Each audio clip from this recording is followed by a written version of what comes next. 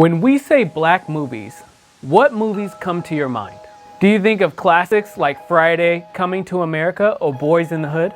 Those movies are definitely classics, but did they perform well at the box office? Today on The Five, we'll talk about the 5 highest grossing black movies of all time. Hi, my name is Jared and welcome to The Five, where we share 5 interesting things in black culture and society in every episode. Don't forget to subscribe and hit that bell so you can get notified when we release new videos.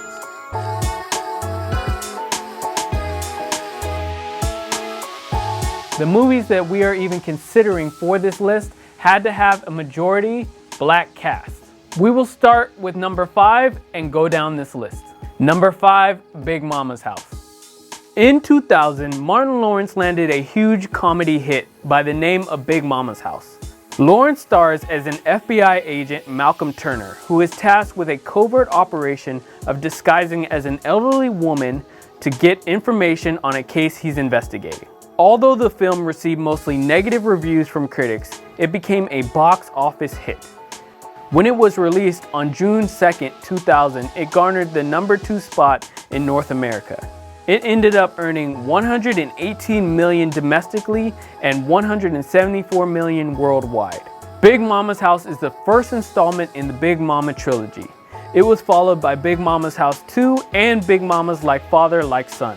However, the latter two were not the box office success the first one was. Number 4, Coming to America. Coming to America is one unforgettable movie and probably Eddie Murphy's best role yet. The romantic comedy hit theaters on June 29, 1988 and transformed comedy movies forever. Eddie Murphy plays Hakeem Jaffer, the crown prince of the fictional African nation Zamunda, and travels to the US for an adventure with his best friend. The film also features Arsenio Hall, James Earl Jones, John Amos, Sherry Headley, and more. Coming to America debuted at the number 1 spot when released. It earned $128 million domestically and $289 million worldwide. It was the 3rd highest earning film that year at the US box office. Number 3, American Gangster. American Gangster is a semi-fictional film based on the criminal career of Frank Lucas, a gangster from North Carolina who smuggled heroin into the United States on service planes returning from the Vietnam War. Denzel Washington plays the role of Lucas in the 2007 film that was initially based on a New York Magazine story about the crime boss titled The Return of Superfly. American Gangster was released on November 2, 2007 and came in at the number 1 spot at the US box office. By the time the film finished its box office run, it had earned over $130 million domestically. It went on to earn $266 million worldwide. So for the number 2 spot, we have 2 films that technically should have been in the number 2 and number 3 spot. But we put them together because they are Bad Boys for Life and Bad Boys 2.